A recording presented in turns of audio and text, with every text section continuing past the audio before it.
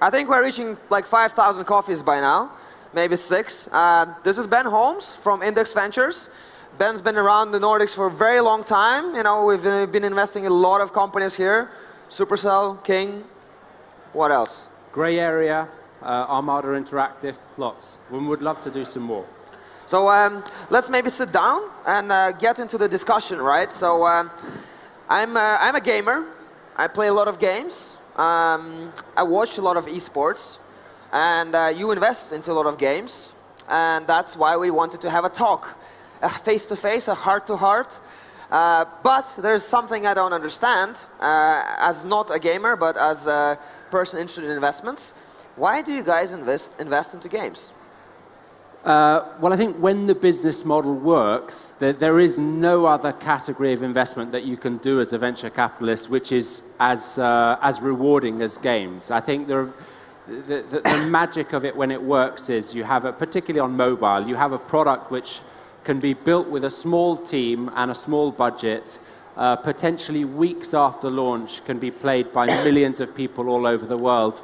And each of those individuals has a button which effectively puts money straight into your bank account after the 30% from Apple or Google and the 2-month delay. But so when it works, it's as we've seen with King and Supercell, it can be the most phenomenally profitable business.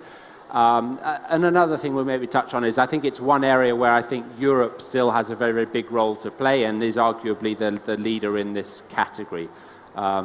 So I feel, as a venture capitalist, we absolutely have to be involved in this sector. Yes, it has its challenges, but I think it's we've got to try and find winners in this category.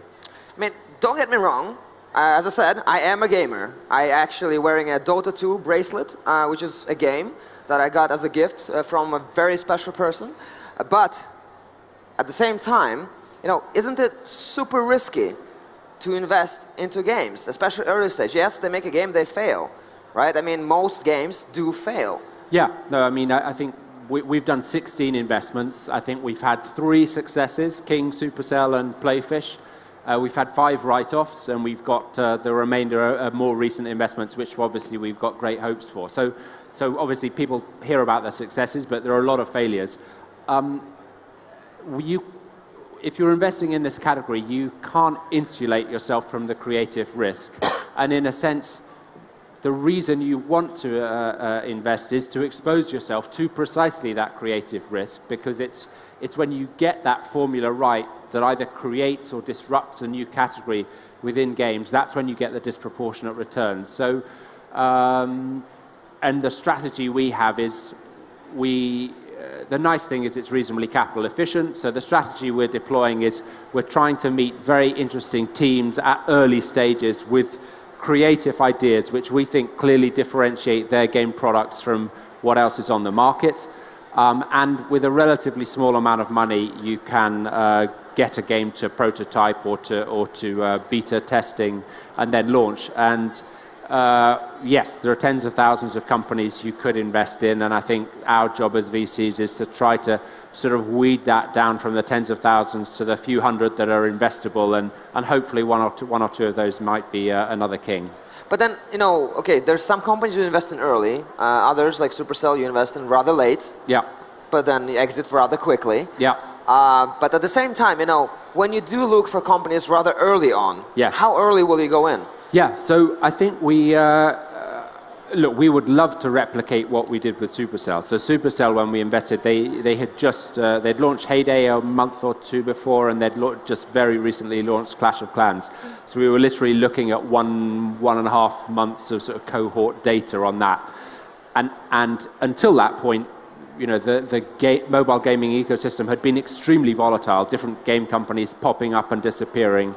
And it was really only by looking at the cohort data for Supercell that you actually saw, okay, here's a game company where the engagement is really long, and we could clearly see that it was going to grow very well. We would love to replicate that kind of investment. I think the whole of the rest of the financial community have wised up to that, and I think whilst I would love to do it, we may not be able to. So I think we absolutely have to go earlier, and the typical deal for us might be chipping in $500,000 to $1 million of a $2 million round, which would be enough to do one or two games, test one or two games. So that's the stage where we get involved. And I think the thing that we try and look at quite closely is, or what I've seen has been the common theme behind successful companies is that they have a group of individuals, usually relatively small, a sort of an art director, a producer, a developer, maybe a QA tester, 5-6 people who have stuck together and worked together for a long time, often through multiple companies. They're carrying a lot of scar tissue from failures, yet they've still decided to stick together and want to create a great game. So that's what we look for. And as I mentioned, the other thing, we ideally don't want to be backing companies who are doing a Clash knockoff or a Puzzles and Dragons or a Candy Crush knockoff. We just feel as though it's going to be challenging to replicate the success without taking more creative risk. I mean, as a gamer myself, right, I look at the game. Yes. Right? For me, the game is the most important thing. I really don't care who made the game. And in that sense, I want to know, how much do you actually look at the game itself? Because, okay, you can have great people, you can have great engineers, they have been talented, they worked in gaming companies, but gamers are very specific people. They are very picky, especially if you take, more hardcore gamers.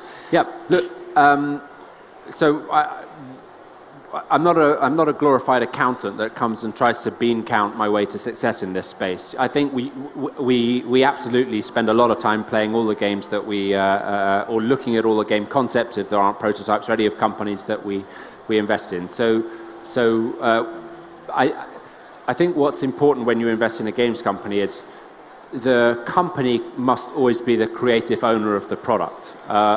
If you get the board sort of trying to influence game design and game monetization and game marketing and viral features in too much or having too much influence on those, then it doesn't work. So we want teams who have got a very, very specific product idea. Obviously, we'll give insights and thoughts, and I think game producers, they want to have people on their board who genuinely are interested and are playing their products. But at the end of the day, I think what's most important is not and what the success factor of the game companies is very rarely the set of the board and the investors you assemble. I think that's an accelerant. And obviously you want good counsel, and if you can become part of a network, a VC portfolio where you can speak with other companies about what are the best analytics tools, what are the best marketing channels, and learn from being part of a VC portfolio. That's really the value add, probably not the specific tidbit of advice that may come from a board member, I suspect. Cool. I mean, if you look at the gaming industry and the fact that right now most VCs at least invest in generally say apps or mobile games, right? I don't play any mobile games because I'm an actual gamer, but with the mobile games, it has become quite expensive to make them. It used to be much, much cheaper. The cost of entry could make a game and market it for under $1 million maybe.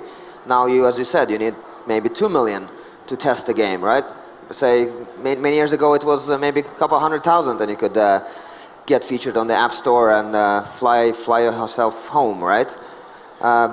What do you think about that change? Is it becoming harder to invest and harder to find companies because of that? Yeah, so I think, what happened on console when you had more closed ecosystems and to an extent PC, and without the freemium model, the way that game companies would compete would be by looking the companies that the products that people would buy would be the products that had the best videos and the best look and feel and came from a brand or carried a franchise name like FIFA or something that you owned. In the free-to-play world, which dominates mobile and is increasingly kind of spreading onto console and other platforms, people download all the games and then they play the ones that they have most fun with. So I'm actually reasonably confident that the budgets won't spiral to the $50-100 million kind of budgets that were required for console. And I think the experience we've had by looking at the successful game companies, it's not the extent of the features, it's not the quality of the graphics, it's really how well assembled are the features that you do decide to put into the game, not the volume of features. And that, I think, will always mean that small companies can be very successful, particularly in mobile. And I think the tool chain, Unity and other technologies, also have somewhat democratized the game-making ecosystem. And we talk a lot about mobile right now, right? The way we talked about just PC gaming a few decades ago, right? But what do you think are other investable areas in gaming? Yeah. In addition to mobile? Yeah, so I think mobile's a fantastic category, and what was special about mobile broadly was that through the mobile platform, companies were able to attract a new generation of people who didn't self-define as gamers, and Candy Crush would be the perfect example, but even Clash of Clans, I think many people might have been Candy Crush players and then started playing Clash of Clans and really became gamers because they had a mobile device in their pocket anyway, versus having to go out and self-select and buy an Xbox. So I think the trend that we're seeing is that over time, once people start to play games, they show increasing willingness to play games of more sophistication, of more tactical intrigue. People are more open to playing multiplayer games and more open to playing competitive games. And I see this manifest itself in different ways. I think if you look at the charts now, there's a game that's been very high up the charts the last few weeks or months called Slither.io, and it's a very simple game with snakes, but you're effectively immediately, as soon as you launch the game, you're thrown into a 500-person multiplayer kind of competitive battle arena. And I think if you had asked people, is that the sort of game you want to play? They probably would have said, God, no, I don't want it. That sounds very, that doesn't sound right for me. But actually, when you package it right and when you make it accessible, they actually do want to play it. So I think the trend is towards, games with fantastic multiplayer features. And I think the other big trend is the blurring of the line between entertainment and gameplay. And obviously, Twitch and the esports phenomenon is one manifestation of that. I think for a long time I was a bit skeptical of it. I have to admit, I sort of thought a little bit like eating dogs. It was something that was popular in bits of Asia but would never come to Europe and the US. But I was wrong, and I think the interest level we're seeing from big media companies about esports makes me feel that this is a category which is going to be very real, and I think there's a ton of investment opportunities which arise around esports. Do you invest in teams? Do you invest in tournaments? Do you invest in media organizations or streaming organizations? Or do you invest in specific game content for esports? So I think that's I've had a bit of a sort of Damascene conversion about this whole category in the last couple of years. I think I agree with you. I think I spoke, maybe it was even you, I can't remember, somebody at Slush about 5 years ago, telling them, guys, look at esports. Yeah. And they were like, what are you talking about? That's for kids in Asia. And I was like, no, it's going to be big. Yeah. And now I see you guys invested in Faceit recently. I think did you invest into anything else in esports? Yeah, no, so we've invested in Faceit. I mean, there aren't many platform plays so far. The Twitch is obviously a great company, and that's where a lot of people go to view this content currently. And other platform-like plays are usually around sort of betting on esports. The one we've done is called Faceit, which is a sort of matchmaking engine for esports. Not the top level pros. They do sponsor various pro leagues, but the bulk of their business is in actually the more casual matchmaking for the tier of sort of amateurs below that level. And it's a very, very exciting and quick growing business. And the other deal we've done, which is sadly not in Europe, but actually has some Nordic entrepreneurs involved, is a company called Super Evil Megacorp, which is a MOBA game based on tablet. And again, they're trying to, by bringing that type of game to mobile, they're trying to broaden out the audience of people who would play that type of game. I want to ask about the industry. I mean, I knew it was going to be big a long time ago. I mean, now nobody is convinced. This tournament, the International of Dota 2, had $18 million prize pool. I think this year it's probably going to reach 20 to 22. But what I want to ask is not about esports in general, but about industries like it, right? How do you think you find industries like that early on, right? As an investor, how do you look and choose industries that have not yet been discovered? Yeah. Look, I mean, all the very best investments across the whole of VC, they usually arise at some point of societal change and some point of sort of platform shift. So obviously there's been a bunch of sort of mobile social network products which have become phenomenally successful, and just within the games industry, the biggest companies have really arisen when there's been a platform shift. So kind of Zynga and Playfish on the back of Facebook Canvas, or if you go back, EA and the other companies that became big on console, and then on mobile we had King and Supercell. So I think at those points where there's a new platform emerging, that's really where you tend to get the outsized returns. And arguably, people are obviously talking about VR within the games industry, and I guess people outside the games industry, there's a lot of interest in cars. Is this a whole new platform that there's going to be a whole stack of software and services and investment opportunities around that?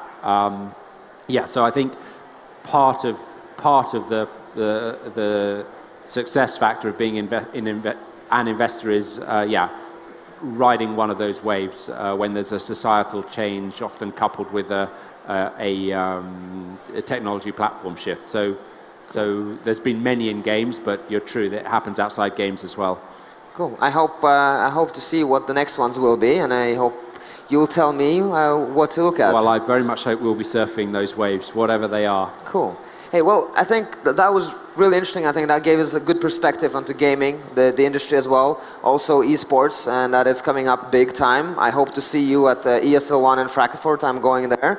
I'll be wearing the t-shirt. So come and watch some Dota 2 with me. But meanwhile, I think we have 2 minutes still left over. So if anybody in the audience has any questions, we can shoot them. Just raise the hand. We've answered everything. There we go. There's one. Ben, what are you looking at within esports? Can you just take the mic? Oh, sure. Yeah, sure. I think it's a few things. So I think platform plays, to the extent we can find them. There are a lot of betting-related businesses. I don't particularly like that category. Obviously, there's a bunch of businesses that are trying to get a foothold in the media space, either making snippets or short-form content or long-form content. I think that's interesting. I think the challenge of that media area within esports is it's very unclear who owns the rights to this stuff. Is it the game company that built the game?